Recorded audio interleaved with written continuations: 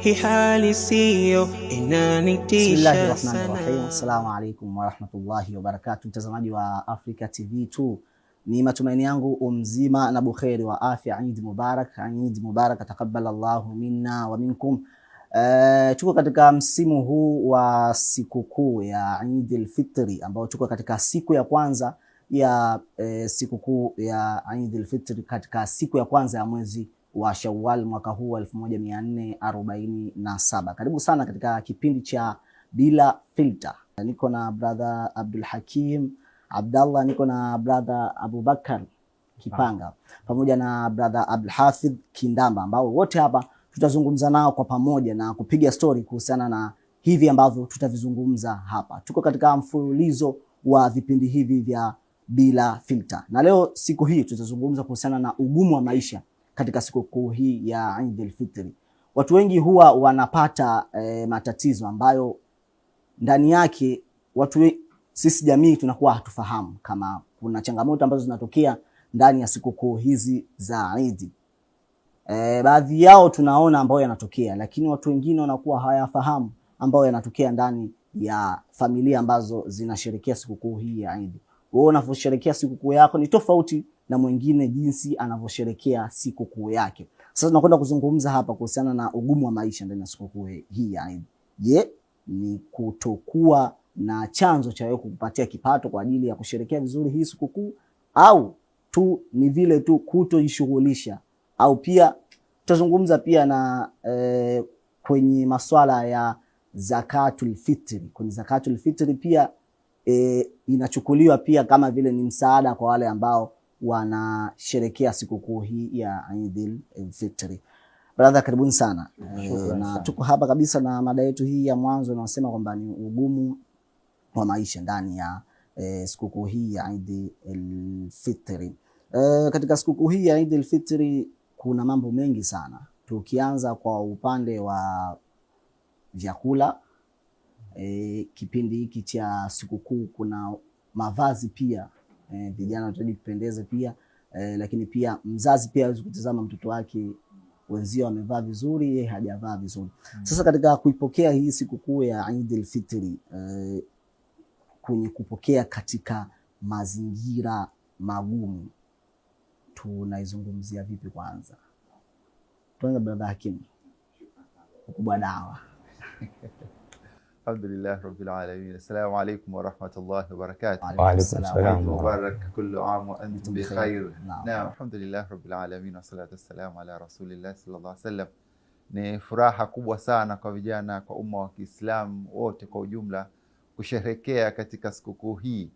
Lakini tunapokuwa tukisherehekea, basi ziko changamoto ambazo tunakutana nazo, hasa za kiuchumi kabisa. Ndugu yangu Badhari amegusia hapo walau kwa uchache. Tupo katika sikukuu ya Eid al-Fitri baada ya kuwa na mwezi mtukufu wa Ramadhani, na katika siku ya leo tunazidi zaidi kumkabir Allah subhanahu wa ta'ala kwa takbira za kutosha. Na alhamdulillah, nadhani watu wengi wameisherehekea sikukuu hii. Waliojaliwa wamepata kuswali salatu al-Eid, na sasa kinachofuatia ni kusherehekea. Na kunapokuja kusherehekea, basi watu husherehekea kwa namna mbalimbali, lakini wako ambao wanashindwa kusherehekea sikukuu hii. Sasa ziko sababu nyingi, miongoni mwa sababu ya kiuchumi. Sasa jamii tunavyoiona, na juzi tumemsikia Rais Mwinyi ametoa maagizo akiwaomba watu wanaolipa watu mishahara basi awalipe mapema kabla ya mwisho wa mwezi. Tumeona sikukuu imeangukia tarehe kabla ya mwisho wa mwezi, kwa hiyo amewaomba wale wanaoiwa basi mshahara utoke mapema walau wafurahie ile sikukuu. Tuna mtu mwingine akasema, bwana, sikukuu hii kwa kuwa imeangukia tarehe hizi, basi salamu iwe moja tu, Eid Mubarak basi, yani usiniulize sikukuu wapi. Na hapo kuna mwingine anatumia mshahara ule ambao alipokea kati ya Ramadhani. Mwisho wa mwezi umeangukia kati ya Ramadhani. Sasa yako baadhi ya mambo ambayo tunaona yanawakabili watu kiuchumi. Sasa ni maeneo gani? Kwa sababu tulikuwa ndani ya mwezi mtukufu wa Ramadhani, tumeona watu wameweza kujibudget vizuri, wakiishi kwa gharama ambazo zilikuwa nafuu sana. Na alhamdulillah tunashukuru, licha ya kwamba mambo yanayoendelea duniani hatujaona mfumuko mkubwa sana wa bei, lakini yako baadhi ya maeneo watu wanaweza kawaathiri inapofika sikukuu. Basi nyumbani kama palikuwa panaliwa wali wa kawaida, basi nunuliwe basmati watu wafurahie. Kama Ramadhani hapajachinjwa kabisa, basi sikukuu kichinjwe kidogo. Lakini pia watoto kama walikuwa mara ya mwisho wamepata nguo nzuri, basi wazazi wengi tunaamini sikukuu pekee ya kuwanunulia watoto nguo basi ndio hii. Lakini kwa wale vijana wenzangu, kipindi kama hiki basi oda zimekuwa nyingi sana, maabaya tumezisikia, mabashmina sasa hivi tumeambiwa. Sasa haya yote yanahitaji gharama, lakini sio hivyo tu, hata sisi vijana wenyewe wa kiume au baba au kama ni kaka, basi na wewe walau kama mara ya mwisho umenunua kanzu, basi walau sasa sikukuu hii hapa, basi na wewe upate kanzu yako, walau zile wanaita kanzu za Pepsi. Kwa hiyo ni kipindi ambacho kinahitaji, kuna gharama lazima zihusike. Lakini sio hivyo tu, kama watu labda watasema watatoka wataenda sehemu moja kwenda sehemu nyingine, basi kuna gharama. Hizi ni gharama ambazo kwa namna moja au nyingine zinamtaka mtu awe vizuri katika swala zima la kiuchumi. Na kiuchumi kivipi? Manake tunaongelea zaidi swala zima la fedha. Sasa uwezi kuwa umeingia kwenye sikukuu bila hizi gharama. Kwa hiyo ni katika mazingira ambayo tunaona watu wanaelekea katika sikukuu hii na hali tunazijua zilivyo. Sasa haya yote yanakuja kumkabili mtu anayekuwa anahusika. Aidha kama ni kijana unaishi mwenyewe, kama una familia, kama ni mzazi pia una watoto, una ahli wanaokutegemea. Maanake hizi ni gharama zote ambazo mtu zinakuwa zikikutizama kuelekea katika sikukuu ya Eid. Sasa ni namna gani unaenda kuzikabili hizi changamoto ambazo zinakuja sasa, na kwa vijana pia. Sasa hasa tuzungumze katika maeneo mawili, moja kwa wale wazazi ambao wanakuwa na familia. Moja, kabla hujaelekea kusherehekea sikukuu lazima uhakikishe kwamba tayari umelipa zakatul fitr. Kwa maana yake kama umetia nia na Allah amekujalia ni miongoni mwa wale watu ambao wapo katika nafasi ya kutoa zakatul fitr, basi huna kipingamizi chochote. Usije ukakimbilia kwenda kununua nguo au kununua kichinjwa lakini huku zakatul fitr hujalipa. Sasa kuna wale watu ambao wao hata ile kushiriki labda kupata nguo hawawezi, lakini walau wapate hiki cha zakatul fitr kiwasaidie ile sikukuu. Kwa mtu kama nyumbani palikuwa hapapikwi, basi siku hiyo kama ukipatikana mchele kidogo na nyama kidogo, anajua bwana leo hii nyumbani patanukia kidogo. Kwa kama watu wenye nafasi ya zakatul fitr, hilo linakuwa la mwanzo kabla ya kuelekea kusherehekea. Ni masiku machache sasa hivi yamepita, ilikuwa Kariakoo huna sehemu ya kuweka mguu. Tunaona watu walikuwa wamejazana katika kununua nguo. Kwa hiyo kabla ya kutekeleza hayo zaidi ni kwamba mtu kuhakikisha umetekeleza la zakatul fitr. Tumezungumza hapo kwamba umesema kwenye sikukuu lazima kuna vitu vitabadilika. Yule hakimu wa siku za kawaida sio siku ya sikukuu. Hakimu ananukia siku ya sikukuu. Hakimu amevaa vizuri siku ya sikukuu. Sasa kuna yule mwenzangu na mimi, yani yeye siku zilizopita na sasa na siku ya sikukuu hakuna tofauti. Na ambao ni siku pekee ambao sisi tunatakiwa tusherehekee sisi kama Waislamu. Achana siku ya Ijumaa ni siku ambao ni siku pia, lakini pia kuna siku hii kubwa ambayo tunataka pia tuisherehekee. Mazingira haya kupokea kwa namna hii kwenye kipindi hiki cha sikukuu kwa ugumu huu. Labda salamu alaykum warahmatullahi. Ningechangia katika hilo. Miongoni mwa vitu ambavyo nimejifunza katika hizi zama tunazokwenda nazo kwa upande wa vijana na jamii kubwa sana, tunapokutana na changamoto za maisha, hasa kwenye kipindi cha furaha, hata katika kipindi cha mitihani, tunasahau kurejea historia. Yule ambaye anaacha historia basi anapoteza ile asili yake. So ukiangalia katika kipindi cha sahaba radhiallahu ta'ala anhu, wao kuna vitu vilikuwa vinawafariji sana. Ukisoma katika Tabakati Ibn Saad na katika baadhi ya vitabu vingine vya historia, ulikuwa ni msimu wa Ramadhani. Baada ya kuisha Ramadhani, sasa kuna masahaba walikuwa wameenda katika njia ya Allah. Sasa imefika kipindi cha sikukuu, unajua baba hayupo tena, na familia nyingine watoto baba zao wapo wanawahudumia na mfano wake kama hivyo. Sasa mwanamama mmoja alikuwa na watoto wake. Huyu mtoto mmoja ameenda kucheza na wenzake. Wale watoto kule kwenye kucheza akawa anawaambia wenzake wote wamevaa nguo mpya. Bwana, hujanunuliwa nguo mpya, hujanunuliwa nguo mpya. Wengine tena wakaja wakawa wanamwambia hivyo hivyo. Akarudi nyumbani akiwa ni mnyonge. Yule mama alivyomuona mwanae na huzuni akamuuliza nini? Nilikuwa nacheza na wenzangu wakawa wananiambia kadha wa kadha wa kadha. Mama mtu akamwambia, "Oh mwanangu, ngoja nikwambie. Umeona hivi baba yenu amekwenda katika njia ya Allah. Basi kile kitendo cha yeye kwenda huko na sisi tukabaki katika mazingira kama haya, kwanza nyumba yetu inalindwa na malaika. Alafu wao wamekula hiyo Eid ndogo. Eid ni sikukuu ya mkusanyiko, ndio maana kwenye viwanja vya Eid wanaambiwa mpaka wanawake waliokuwa katika dharura zao za mwezi waende. Ilikuwa inaonesha ile picha maendeleo ya Uislamu ni makubwa kiasi gani. Sasa nawaambia hii ni Eid ndogo. Eid kubwa ambayo nyinyi Mwenyezi Mungu atawafariji itakuwa ni hiyo siku ya Kiyama. Nyinyi mmekosa hivi, lakini baba yenu amewaacha kwa sababu amekwenda katika njia ya Allah. Kwa hiyo wale watoto kadiri mama wao wanavyozungumza vile wakawa wanazidi kufarijika. Kwa hata mtu ambaye anapitia katika wakati mgumu, yatakiwa angalie kwamba maswahaba walifarijika vipi kupitia zile changamoto walizokuwa nazo. Lakini sio hivyo tu, hizi Eid tunajifunza mambo mengi sana. Maswahaba leo mwezi mzima wa Ramadhani tumekuwa tukila tende, tunafungulia kwa tende, daku tunaambia mtu ale walau tende.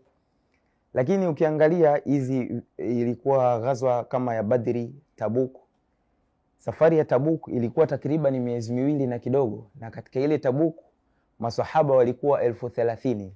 Katika hao 30,000, 10,000 ni wale malegendary wa zamani sana. Alafu 20,000 walikuwa wengi ni wapya.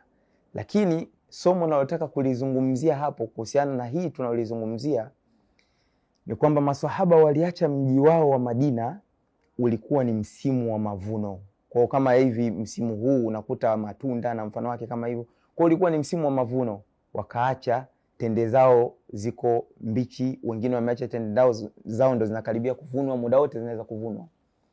Wakaziacha. Lakini Allah alionyesha jambo la ajabu sana, yafaalu ma yashau bi qudrati. Ile kudra yake ikadhihirika na nusura na msaada mkubwa wa Allah ulipatikana. Walivorudi wale ambao tende zao zilikuwa zijaiva wakazikuta zimeiva, na wale ambao tende zao zilikuwa zimeiva wakazikuta hazijaharibika. Kwa hiyo kama mtu alikuwa anafanya biashara anapata faida ya 1,000,000, mwaka huu alipata mara 4 zaidi ya hiyo. Na Allah alitia baraka katika hicho chakula cha tende ndani ya Madina, sio tu kwamba kilipatikana katika zama hizo za masahaba, bali kuanzia zama hizo mpaka leo hii tende zinatoka wapi? Zinatoka katika miji kama hiyo. Kwa hivyo kumbe Ramadhani ni sababu ya sisi kupata baraka endapo tutakuwa tumeshikamana na yale malengo kweli ya Ramadhani ambayo ni ucha Mungu. Ndio maana tukaambiwa wa man yattaqillaha yaj'al lahu makhraja wa yarzuquhu min haythu la yahtasib. Kwa hiyo ile takwa ikiwa ni ya kweli, basi Mwenyezi Mungu ataturuzuku kwa njia nyingi sana. Kwa hivyo ni msimu wa Ramadhani tukiwa tumetengeneza ile takwa ya kweli, ni sababu ya kufungukiwa kwa riziki. Watu watatoa na asiye nacho atakuwa nacho. Vijana wanasema ni tofauti kipindi cha maswahaba na kipindi cha hapa. Kwamba kipindi kile ilikuwa ni tofauti na walivyo sasa hivi. Kuna mmoja alinitolea mfano akasema walikuwa wavai jeans, sasa hivi tunavaa jeans. Kwa hiyo ni vipi unamuelewesha sasa kijana huyu wa sasa hivi ambaye yeye ameangalia sana katika njia hii ambayo ametizama ya kuhakikisha ile sikukuu yake ambayo wewe umesema kwamba siku hii ni kama ni Eid ndogo, Eid kubwa ni Yaumul Qiyama. Unamwelewesha vipi kijana? Kwenye Uislamu ilikuwa hivyo na itaendelea kuwa hivyo, kwamba karne bora ya sisi kuiga ni zile karne 3 za mwanzo. Kwa hivyo Muislamu yeye hali zake na mfumo wake wa maisha haubadiliki kutokana na zama. Kwa hivyo tutaweza kwenda mbele kwa kuangalia zama za wale waliokuwa bora katika historia ya ulimwengu. Kwa hivyo hata hizi inventions zinazofanyika zote sasa hivi, gunduzi mbalimbali zinazofanyika, si kwamba maswahaba walishindwa kufanya invention kama hizi. Kwenye masuala unavyoona kwenye simu kulikuwa sijui hakuna, sasa hivi sijui ipo. Amiru na Sheikh Saad katika ulama wetu wakubwa anasema, ewe kijana, tambua ya kwamba kwa sababu maisha yetu ni mafupi, kwa hiyo tafuta ile elimu ambayo itakuwa na manufaa zaidi kwetu sisi. Kwa hivyo sio kwamba walishindwa wao kufanya research na kusoma na kufanya inventions zozote za kilimwengu kubwa kubwa hizi, waliweza kufanya hayo, isipokuwa kwa sababu maisha yenyewe ni mafupi, ndio maana wakaweka focus kubwa katika nini, katika hili swala la kujiandaa na akhera. Lakini yeyote ambaye amefanya hata katika haya maswala, huaga nikizungumza na vijana wenzangu mara nyingi huaga nasema, leo angalia thamani ya chuma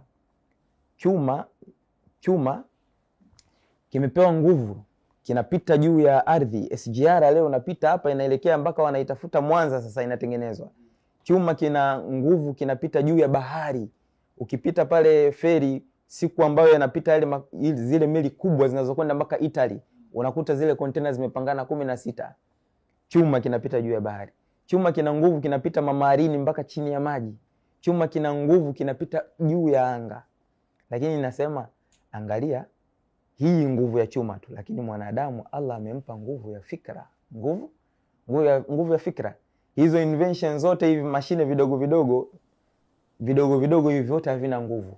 Lakini nguvu kubwa inazalishwa na nini? Na fikra. Kwa hivyo ni mwanadamu tu kutengeneza fikra yake, akitengenezwa vizuri akajielewa. Kwa hiyo nadhani jambo ambalo vijana wanahitaji kufuatilia vipindi kama hivi vingi na darsa nyingi kama hizi, ili mradi waweze kuzinduka. Tutoke hapo kwenye hii hali ya utofauti wa maisha, yani mimi na wewe utatoka na mwanao siku ya Eid, umetoka na pikipiki, yule katoka na mwanae katoka na anatembea kwa miguu, yule katoka na range anaenda kwenye sikukuu. Hali hii pia inaathiri mitazamo tofauti ya jinsi ya kupokea ile Eid na kuweka katika ugumu na wepesi pia. Yani kweli. Salamu alaykum wa rahmatullahi wa barakatuh. Wa alaykum salaam. Naam, kama ulivyosema ni kweli, hiyo hali inapelekea watu kuleta mitazamo tofauti. Lakini kama brother hapa alivyosema, ni kwamba kwanza tunatakiwa tuwe na imani. Alafu baada ya kuwa na imani pia tuamini kwamba tuwe na ile moyo wa kuridhika na kile ambacho Mwenyezi Mungu anaturuzuku. Kwa sababu leo hii ukiona labda jirani yako anampeleka mwanae kwenye Eid labda kutembea na gari, wewe uwezo wako kwenda kwa daladala, hutakiwi wewe tunasema kutamani mafanikio kwa maana ya ile kupata motivation ni vizuri, lakini sio labda kumfanyia husda au kuona kwamba kwa nini Mwenyezi Mungu kampa yule mimi hajanipa.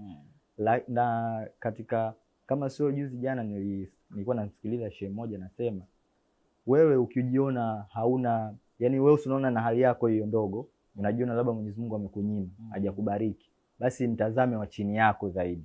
Inawezekana wewe uwezo wa kwenda kwa miguu wewe ni bora zaidi, kuna mtu hata hiyo kwa miguu anashindwa, kwa sababu wewe ukipanda daladala unalipa nauli, yule kaenda na gari. Ila wewe unaenda kwa daladala utalipa nauli. Kuna mtu hata ile nauli ya kulipa daladala ampeleke kule mwanae ameshindwa. Kwa hiyo katika mtazamo huu au muktadha huu tunatakiwa tujue kwamba kwanza tunatakiwa turidhike na vile ambavyo Mwenyezi Mungu amefanyaje, ameturuzuku. Lakini kwenye kuridhika huku tuangalie sasa asbabu za kuweza kuongeza hivi vipato vyetu. Maana hili nalo inabidi pia tuliangalie. Kwa sababu duniani Mwenyezi Mungu alivyotuleta, akatuleta kwa ajili ya kufanya ibada, lakini pia hata kutafuta riziki sisi tunafahamu ni ibada, si ndio? Sababu wewe uweze kuwa na familia eti umelala unasema Mwenyezi Mungu namuomba usiku atakuletea. Kwa hiyo hata kwenye kutafuta riziki ni ibada. Kwa hiyo sasa pale ambapo unaona kwamba Eid inafika, kuna watu wenye vipato mbalimbali, kuna changamoto mbalimbali unazozipitia, basi kwanza kumshukuru Mwenyezi Mungu kwa zile hali zetu, lakini kuchukua initiative, kuchukua hatua kwa ajili ya kuweza kuangalia labda Eid hii watoto walipata nguo moja, lakini mshukuru Mungu, alafu fanya bidii basi inayokuja angalau waweze kufanyaje, kupata zingine mbili. Kwa hiyo katika kumshukuru Mwenyezi Mungu, kumuomba Mwenyezi Mungu atufungulie milango ya riziki, basi na bidii tuziongeze katika kutafuta hivyo vipato. Kwa hiyo tujitahidi kwenye kuridhika, lakini vile vile kuongeza nguvu au kuongeza bidii katika kutafuta vipato, huku tunamtegemea Mwenyezi Mungu kwa sababu yeye ndo mtoaji wa riziki. Sasa mtazamaji wa Africa TV2, ni kipindi cha Bila Filter, tukiwa tunachambua yote ambayo tunapata ndani ya jamii zetu katika kipindi hiki cha msimu huu wa sikukuu ya Eid al-Fitri. Na pia tunaangalia mambo ambayo yanakuwa yanatokea ndani ya kipindi hiki pia cha sikukuu za Eid al-Fitri pamoja pia na sikukuu ya Eid al-Adha, sikukuu zote hizi mbili. Na hapa leo tunazungumza kuhusiana na ugumu wa maisha au ugumu wa kupata kile ambacho kinatakiwa kipatikane ndani ya sikukuu ya Eid al-Fitr. Tumezungumza hapa kwa machache na niko na brothers hapa na wameweza pia kuongea pia machache ambayo waliokuwa nayo. Sasa wanasema baadhi ya watu wanasema kwamba sisi wenyewe ndio tunajitia pressure. Yaani imeingia tu Ramadhani mosi pale unawaza. Bana hapa hata Ramadhani yani haijafika hata Ramadhani ya 10 siku zenyewe zinakwenda haraka kweli yani. Mwanangu mpaka sasa hivi sijui atavaa nini. Mwingine una kama hiyo akamwambia mpaka leo bana brother Hakim bana hajanua pashmina nyumbani mpaka sasa hivi. Sasa zile kwamba kutia pressure yani ya maisha kwamba sikukuu hiyo inakuja. Mtu hawazi ile ibada ambayo kwa ndani kwenye Ramadhani, lakini anawaza kuliko uwezo wake. Hii ikoje? Na ni mazingira ambayo tunaendelea kuyafanya kwa ya kawaida kwa maisha yetu ya kila siku. Yani sasa hivi ni nadra mtu imepita sikukuu hajapata pashmina au basi akakosa baya hakuelewi. Lakini tukifika huku mitaani mtoto amefika sikukuu kama ameanza kujitambua kakosa, inaitwa ni nguo ya Eid, sio nguo mpya. Hata kama kabla ya Ramadhani ulinunua nguo mpya haihesabiki, inahesabika ile nguo ya Eid. Lakini pia ukija kwenye mazingira ya kawaida kwamba leo hii ifike sikukuu papikwe panapopikwa, alafu wewe siku hiyo useme bwana Ramadhani nzima mimi sijala ugali na upika siku ya Eid, bado mtu afanyeje? Hakuelewi. Kwa hiyo mazingira kama haya kwanza tunaweza kusema jamii yetu tumeendelea kuyatengeneza na kuyafanya kuwa mazoea. Lakini siku ya kufurahi. Sasa ni siku ya kufurahi, sasa kila mtu kwa kinachofurahi. Sasa katika kuangalia kwamba pamoja kwamba mambo tunafanya kwa mazoea, ni muhimu sana kuangalia hali zetu za kiuchumi pia. Kwa sababu ni kweli inabidi inapofika Ramadhani inakuwa na maandalizi, kila jambo la maandalizi. Kwa hata kabla ya Ramadhani tulikuwa na Shaaban, tukaeleza bwana hebu anza kujiandaa kwa kufunga. Ukiweza unafunga siku 2 na kisha kufunga na inabidi Daudi bwana funga siku za sunna. Sasa hivyo tunapoelekea katika sikukuu ya Eid pia unakuwa na maandalizi. Lakini haya maandalizi yasichukue nafasi kubwa sana yakatutoa baadhi ya wale watoa katika nini? Katika maandalizi ya katika Ramadhani. Mimi nasema ukiangalia tumemaliza siku chache hapo za Ramadhani, lakini kuna watu bwana mawazo 10 la mwisho watu wanawaza ibada, lakini yeye alikuwa anawaza bwana watu wanavaa nini. Sasa na alikuwa hawazi labda zakatul fitri. Kwa unaweza kukuta bwana unaambiwa mtani huko maisha magumu, lakini nenda kari yako watu wamejaa hivi. Sasa mtu unaweza kukuta ndio ile unakuta nguo za sikukuu amenunua kabla mapema, lakini zakatul fitri anakimbizana muda wa asubuhi wa swala ule ndo akatoe zakatul fitri. Kwa hiyo jambo muhimu zaidi moja ni mtu kwamba unajiandaa mapema, ajiandaa vipi, lakini isiwe kwa pressure kubwa sana ambayo moja unaiweka kwenye nafsi yako, lakini pili unaiweka katika watu wanaokuwa wamekuzunguka. Leo hii mtu hata kama ana familia yake na ahli zake pale nyumbani, basi anaanza ku create ile tension. Lakini tatu, ile watu wanaotuzunguka sisi wasitupe ile pressure, yani tusipeane pressure. Kwa hiyo sasa hivi unaweza kuwa umekaa na mtu anakuambia bwana sasa sijapata pashmina hadi sasa hivi. Sasa na wewe unajijua kwamba okay, siwezi kudiriki pashmina au siwezi kudiriki abala 200,000, naweza nikadiriki kitu fulani. Lakini ile pressure imekuwa kubwa sana. Lakini kuna baadhi ya pressure labda ni kutoka kwa mtoto labda anaona Eid imekaribia, bwana baba sijapata hii. Ni kuangalia namna gani unaweza kuzimudu. Lakini leo hii isitoke bwana umefunga safari labda Allah amekujalia riziki. Sasa riziki yako ni 200,000 labda. Sasa unataka uende pale Kariakoo ukaangalie kwamba 200,000 yote iishi. Allahu Akbar. Hapana. Nikukatishe hapo kwamba na pia kuna ile baada ya Eid pia. Sawa. Kuna huko mtaani kuna madeni huko mikoba kausha damu. Sasa umeingia nao kwa sababu ya sikukuu. Hapana. Lakini kama umeona bwana umefika pale Kariakoo ziko kanzo, kuna hizi zinauzwa za mtumba. Hii ni 20 lakini nantosha. Kanzu za kuchagua huko umeinama pale. Ukienda ukaipiga pasi, safi kabisa. Kama ukipita madukani kuna nguo unaona kabisa hii tunasema kuna bei za mezani, kuna bei za dukani. Hebu angalia bwana bei ya mezani, bei ya jioni ile. Nunua mradi kwamba ni nguo imependeza. Kama ukijiona bwana wasa upo, bwana yako maduka makubwa ukiingia kwenye malls kule, Unaona zile kanzu kabisa, zile kanzu za Pepsi maarufu sasa hivi, kanzu za mafuta tuseme. Kwa unaangalia bwana, nitaenda kushona hii. Kwa unaangalia kulingana na urefu wako. Usije ukaihalifisha nafsi na ukajikuta kama unaingia kwenye gharama. Bwana, nyumbani panaweza kulika bwana, ni nyama inatosha. Sasa kusema nyama ilike na kuku ilike, sawa, na pia ipikwe pilau. Sasa ukiangalia familia ni ya kawaida.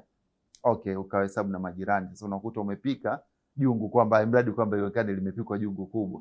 Sasa na mwisho wa siku inakuja kuambatana na hesabu. Kwa hiyo tunahamasisha watu pia, tupo kwenye hizi sikukuu, lakini zihakikishwe kwamba zinasherekewa kwa kuingia utaratibu. Kuna wale ndugu zetu ukivuka kisiwani, ukivuka maji, wao wanazihesabu bwana, leo kuna Idi ya kwanza, itaenda ya pili, ya tatu mpaka ya sita. Na unakuta kila Idi lazima iwe na nguo ya kuvaliwa. Sasa wale mtu anakuwa amejiandaa vizuri. Sasa na wewe usitaki, kwa sababu ndo mfumo wa maisha na unakuta mtu amejiandaa hasa vizuri. Sasa na wewe usitaki kwamba okay, wenzangu wana Idi ngapi? Hapana. Kwa na Idi baada ya kusherekea, kisha kwamba unajua bwana, tumesherekea Idi moja, baada ya hapo tunaingia siku ya Shawwal na kuendelea. Kwenye 10 la mwisho Ramadhani ulikuwa ukifungua Instagram, post ya kwanza kabisa unakutana nayo kanzu fulani. Ukifika kwenye post ya pili kanzu fulani, ukipandisha ya tatu kanzu 4, abaya 5. Ile pia hii mitandao ya kijamii pia ni sehemu ambayo namna watu pia wanafanya, inaonyesha kwamba maisha ni kama yamekuwa na ugumu fulani. Maisha yangu magumu kama kanzu bana, hapa hii shilingi 40,000 mtu mimi nimeshinda nao. Hiyo yote kwa sababu umefungua Instagram ukakutana na hiyo post ya kwanza. Kwa akili yako inawaza kwamba ni hiki ambacho nimekiona Instagram. Ni sawa kabisa, na hilo swala ni vizuri. Kwanza pia umegusia swala la mitandao ya kijamii, kwa sababu huko ndo ambapo hata sisi Waislamu wengi sasa hivi imani zetu zinapotea kwa sababu hii. Kwa sababu mtu akiingia kwenye mtandao wa kijamii, kwanza tunatakiwa tufahamu vile ambavyo tunaviona mule sio vyote ni vya ukweli, kwa maana maisha ya watu mule ndani sio yote ni ya halisia. Kuna watu wanalipwa kwa ajili ya kutangaza biashara za watu, kuna watu wanalipwa kwa ajili ya kuigiza ile maisha. Na hatuharibu hapa biashara za watu. Tunaelezea tu uhalisia. Kwa sasa kwa watu ambao kwenye jamii zetu tunatakiwa tufahamu kwamba sawa, unaona kanzu za 100,000 za 120,000 kwenye mtandao, ila brother katoka kusisitiza hapa, jiangalie wewe uwezo wako. Je, mimi naweza kuafford hichi kitu au naweza kuafford hizi nguo? Kwa hiyo mitandao isikupe pressure. Ndio maana hata unaona kwetu sisi vijana leo hii unakuta mtu ana miaka labda 20 na kadhaa hapo, akiona kuna vijana wenzake wanaposti huko, wana magari, wana nyumba wamejenga, kiukweli anajiona kachelewa sana. Anasema mimi nimechelewa wapi? Ndio maana unakuta resi zimekuwa nyingi sana siku hizi. Kwa hiyo kiuhalisia tujitahidi kuangalia uwezo wetu tuliokuwa nao, tusifananishe maisha yetu na wale kule au maisha yetu na ya mtandao. Mitandao isiharibu fikra zetu, tujitahidi kubaki katika mistari ambayo inatakiwa. Tumezungumza kwa upande huo, lakini pia kuna sisi ambao sasa umesema kwamba kuna mtu ambaye hudhani kwamba siku ya Eid anaweza akakaa anasema leo napika ugali. Na ugali si chakula kibaya, chakula tu kizuri, lakini kuna vile vyakula ambavyo tunapika kwenye siku maalum. Siku ya Eid tunabadilisha mchele wa basmati. Kuna mwingine hicho unachokisema wewe yeye hakiwazi na pia hana pia. Hiyo nguo unasema wewe mara mwisho kuvaa mwaka juzi. Mimi nilishashuhudia kuna kipindi miaka 3 wale wadogo zangu, mimi nishakuwa mkubwa, wale wadogo zangu mwaka wa kwanza, mwaka wa pili, mwaka wa 3 yote hawavai nguo za sikukuu. Alhamdulillah chakula kinapatikana. Sasa kuna yule mwingine chakula kabisa hakipatikani siku hiyo. Sidhani kama, sijawahi kuona, ila pia inasemekana watu wanazungumza vile kwamba kuna mwingine hana chakula siku ya Eid. Naam. Kuhusiana na hilo kuna mambo mawili ambao mimi ningependa kuyasema kama solution kuhusiana na hizi changamoto. Waislamu wengi tumekuwa tukilalamika au tukilaumu. Kuna wale celebrities, unakuta wengine sio Waislamu, wengine ni Waislamu, lakini unakuta asbabu wanazozifanya ni za haramu. Kwenye mwezi wa Ramadhani unakuta wanajitahidi kutoa na mfano wake kama hivyo. Na maneno mengi yanasemwa kuhusiana na hayo. Sitaki kuzungumzia upande huo, lakini mimi nataka nizungumzie kuna wale Waislamu sasa, akina sisi ambao tuko ndani ya Waislamu, ni watu wa msikitini, lakini sisi tunafanya kitu gani kikubwa kwa ajili ya hii jamii iliyokuwa chini. Maswahaba ambao ni matajiri walikuwa na sifa mbili, kwa sababu leo wapo Waislamu ambao wana uwezo, lakini sehemu ambazo wanatoa kile wanachokitoa hakifiki kwa wakusudiwa. Mara nyingi, mara chache unakuta vinafika kama hivyo. Sasa maswahaba matajiri walikuwa na sifa mbili. Kwanza, kwenye swala walikuwa nyuma ya Bwana Mtume sallallahu alaihi wasallam. Hata katika sira imeandikwa katika historia, waliowahi kuswalisha wakati Mtume bado yuko hai ni Abu Bakar na Abdurrahman ibn Auf, maswahaba hao wakati Mtume yuko hai. Sasa hao ndo walikuwa sifa ya maswahaba ambao nani? Matajiri. Kwenye swala walikuwa nyuma ya Bwana Mtume sallallahu alaihi wasallam, na kwenye vita walikuwa mbele ya Bwana Mtume sallallahu alaihi wasallam. Maana yake sehemu za kuhatarisha maisha yao ndo wao walikuwa nini? Walikuwa wako mbele. Kwa hivyo kuna kitu tunachokiona leo ni kwamba, maana ukisema tajiri kila Muislamu anaweza kusema matajiri wapo bwana, mabilionea. Yaani yule mtu ambaye anaweza kupata chenye kumtosheleza kwa siku na mfano wake kama hivyo, kiasi kwamba kuna mtu ambaye hana chochote anaweza kumsaidia. Watu kama hawa design yake mfano wake. Wengi wetu unakuta hatutengenezi ile suhuba na jamii ya kawaida. Wengi wetu tutengenezi suhuba na jamii ya kawaida. Kwa hivyo ni muhimu sana kwa kila Muislamu, sawa, ajitahidi sana kufungamana na msikiti. Lakini huo ni upande mmoja tu. Wale watu ambao ni mwajiriwa au amejiajiri, ana chochote kitu. Lakini kuna upande wa pili, kuna maskini wengi ambao ni Waislamu, lakini unakuta wao wanadhani jambo la uchamungu ni jambo labda la mashehe tu. Kwa hiyo unakuta na wao pia hawafungamani na Waislamu wenzao ambao kidogo wana nini? Wana uwezo mzuri. Kwa hiyo hawa kipindi cha maswahaba ambao walikuwa ni maskini walikuwa sio wenye kuonyesha uhitaji kwa matajiri, na matajiri walikuwa wanatafuta nani wa kumpa. Kwa hiyo kwenye kukutana huko kwenye misikiti wanapokutana wanafanya suhba, wakawa wanajua nani hasa ni muhitaji wa kufanyaje? Wa kumsaidia. Kwa hiyo unakuta leo ule mtu anapokuwa na hali ngumu ya maisha, basi ile hali inazidi kuwa ngumu, kwa sababu yeye mwenyewe unakuta mtu ni maskini na analalamika, why me? Maneno anasemaga vijana, bora kuzaliwa nini? Bora kuzaliwa mbo Ulaya kuliko kuzaliwa. Unakuta ni mtu ana makasiriko, sijui vijana wanasema. Unaona? Kwa hivyo masahaba walikuwepo ambao ni watu wapya tu kwenye imani. Angalia, wamekuja kwa Bwana Mtume, Mtume akauliza, "Maana nyinyi ni kina nani?" Wakasema, "Sisi ni waumini." Akawaambia, "Hebu nipeni alama za kuonyesha kwamba nyinyi kweli waumini." Wakasema, "Sisi tuna mambo 15." Wakaelezea mambo 5 waliotufundisha waliokuja kwetu kutufundisha huku katika miji yetu. Wakataja nguzo 5 za Uislamu, na mambo 5 wakataja ya imani katika zile nguzo 6 za imani. Alafu mambo 5 tulikuwa tunayafanya wakati wa ujahilia, kabla hatujakuwa Waislamu. Tunaendelea nayo sasa hivi, lakini ukitukataza sisi tutayaacha. Hawa ni watu ambao, nini nataka kusema? Sio kwamba walikuwa wamesoma, wana elimu kubwa, ni Waislamu wa kawaida yani kwenye jamii, lakini angalia sifa walizokuwa wamejipamba nazo. Wanasema jambo la kwanza, wakasema ashkuru inda raha, sisi tunashukuru wakati mambo ni mazuri. Yani mambo yakiwa ni mazuri tunamshukuru, tunashukuru. Wasabru inda albala, na katika kipindi cha mabalaa sisi tunafanya nini?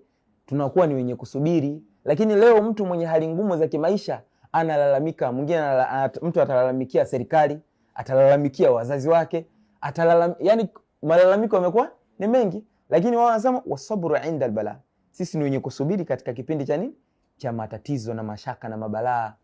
Alafu wakasema sisi tumeridhika na makadirio yanapotokea. Maana yake nini? Yani mambo yakiwa mazuri, imeshakadiriwa imekuwa hivyo. Na mambo yakiwa mabaya, hatumnyoshei kidole kwamba fulani ndio amesababisha kwa hivyo. Alafu jambo la 4 wakasema sisi ni wakweli tunapokubaliana jambo fulani. Sisi ni wakweli katika masuala yetu tunapokubaliana hivi. Kwa hiyo jambo wakikubaliana tufanye jambo hili, basi wanakuwa ni wakweli katika mambo hayo.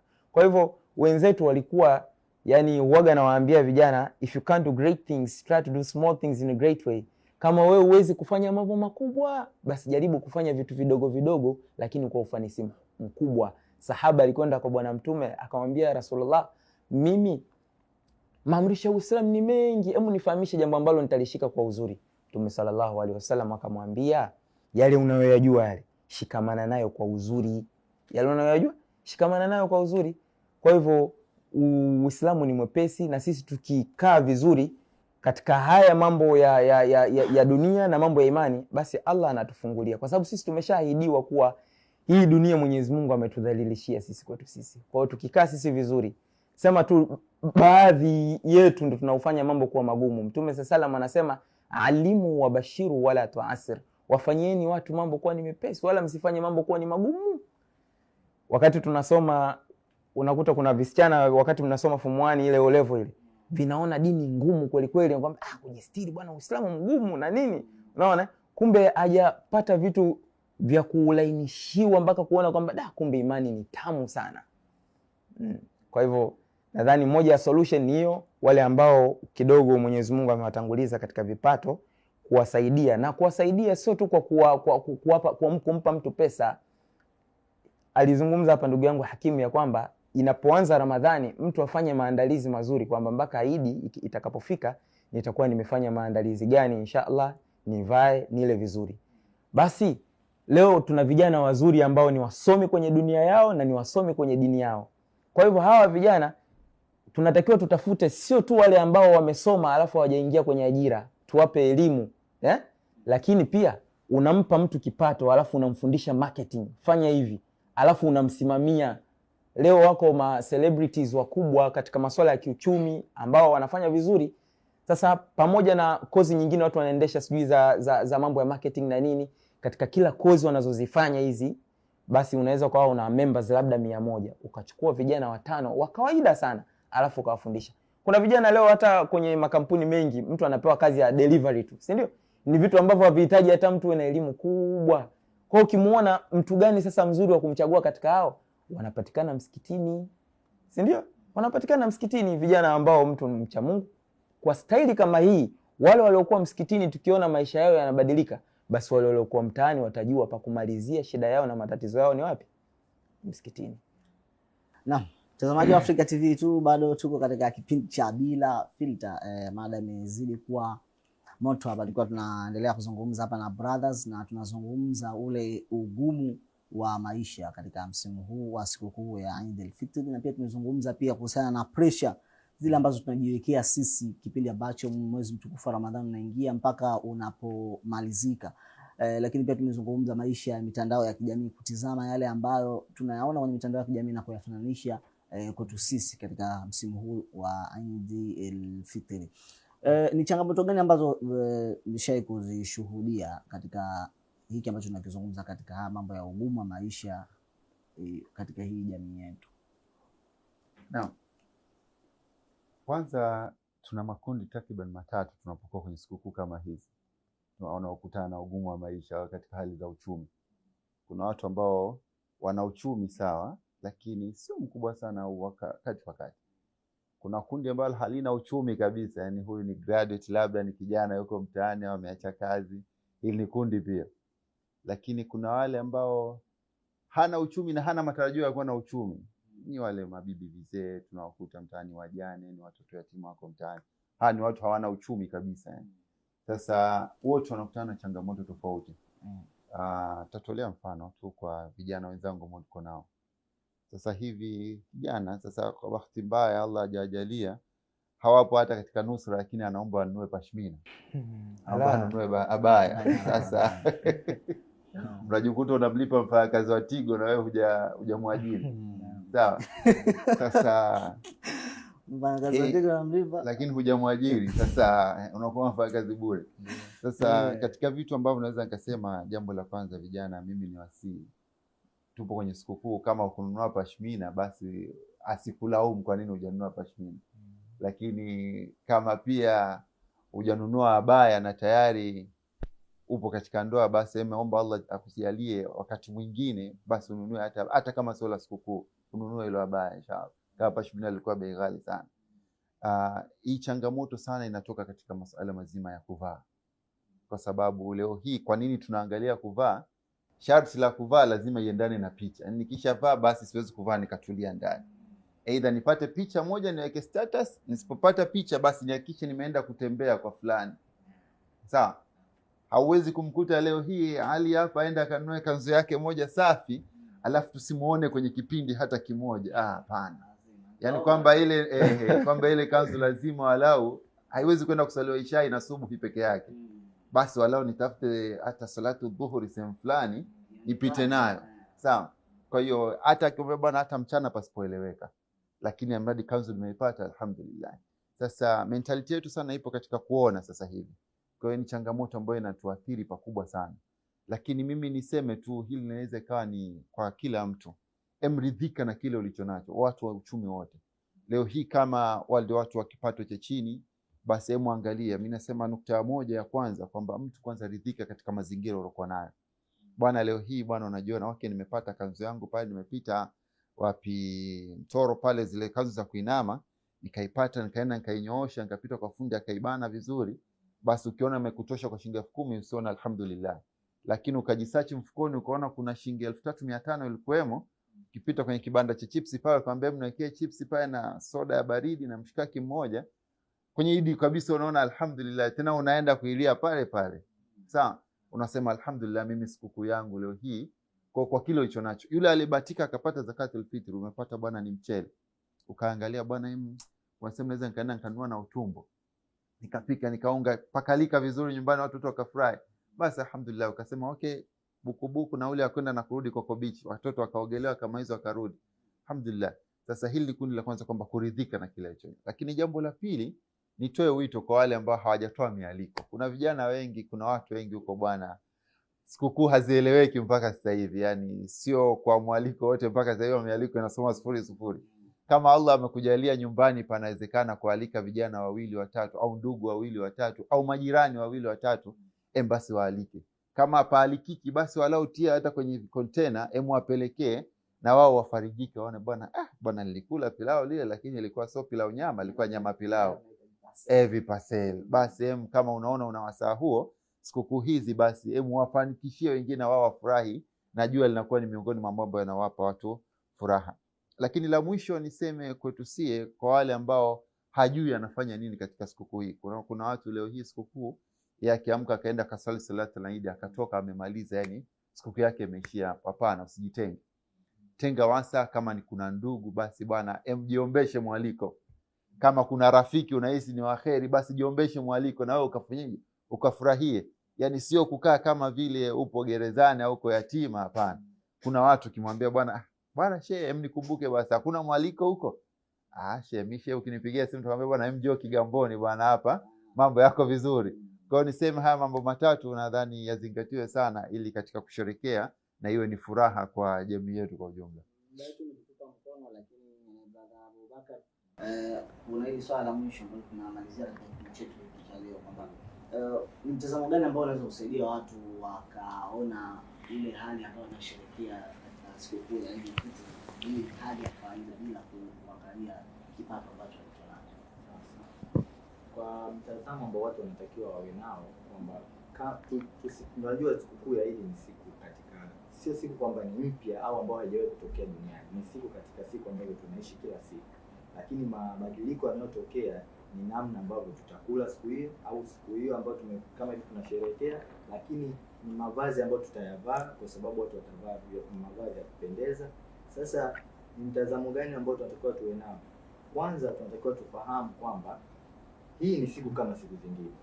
Lakini cha pili tunatakiwa tujue kwamba Mwenyezi Mungu kitu ambacho ameturuzuku kwa siku hiyo ndio ambacho tunatakiwa tuishi nacho. Kwa sababu ukisema uweke imagination kubwa, ndio maana ili swala hata ukirudi kwenye swala labda la ndoa, mtu akiwa labda anataka kuoa au kuolewa, ukiingia na mtazamo wako wa kwamba huyu mtu yuko hivi amenyooka sana, alafu ikaja kwa tofauti, ndio tunaona siku hizi talaka zinakuwa. Kwa hiyo wewe ichukulie hii siku kama nyingine, isipokuwa pia ridhika kwamba Mwenyezi Mungu leo ameturuzuku wali nyama. Hakuna kuku lakini kuna wali nyama, basi tule huo. Na wazazi, unajua hili swala tunaweza tukawa tumeliongelea, tunasema tunaliongelea kijamii. Mtu mzima kama mimi au kama Mashia hapo unaweza kumuelekeza hivi akakuelewa. Kuna hawa vijana wadogo, ukimwambia leo ugali, shehe hawezi kukuelewa.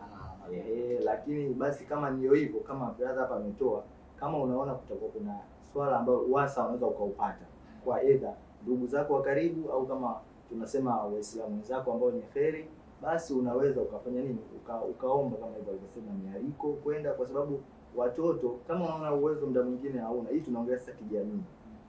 Tunaona wazazi kwa mfano wakiona hii mambo hayasomeki, bwana ndeni kwa bibi, si ndio hivyo? Hiyo nayo ni njia kidogo, unaweza ukaamua ufanye hiyo jambo. Kule hana kitu. Sasa unaangalia kwa bibi wanaumia kumbe. Unampeleka kuna bibi wengine kidogo mashallah. Kwa hiyo unaangalia bwana katika ndugu zako walokuzunguka, vijana wangu bwana leo nendeni na mama yenu kwa anko mkasherekee Eid wale unakuwa kwanza umeondoa aibu yako wewe kwamba leo siku hiyo kulikuwa kusomeki, lakini vile vile watoto umewafurahisha. Wanasema baba kumbe katuambia tuende kwa anko, ila wewe unajijua mwenyewe kwenye nafsi yako. Kwa hiyo tujitahidi kuifikiria au kuifanya hii siku kwa namna hiyo. Na itakuwa vizuri. Sawa, shukrani sana brothers. Na mtazamaji wa Africa TV tu, tumefikia tamati ya kipindi hiki cha Bila Filter ndani ya msimu huu wa sikukuu ya Eid, tukiwa ndani ya siku ya kwanza ya mwezi huu wa Shawwal mwaka 1447. Nilikuwa na brother Abdul Hakim Abdallah pamoja na brother Abdul Hafidh Kindamba pamoja na Abubakar Kipanga. Sasa nimekaa wote ni shukrani sana mtazamaji wa Africa TV kwa kutazama kipindi hiki, na pia usiache kutazama vipindi ambavyo vinafuata kutoka hapa Africa TV 2. Naitwa Ali Abdallah Mapande. Assalamu alaykum wa rahmatullahi wa barakatuh. Nikikumbuka picha zenu zanijia kila nikiwafikiria, natamani kuwakumbatia ila zabaki tu hisia. Oh my dears, vipi mmenikimbia nikikumbuka, oneni ninavyoumia, njoeni nipate tulia. Kweli siku zinakwenda mbio, hii hali sio inanitisha sana.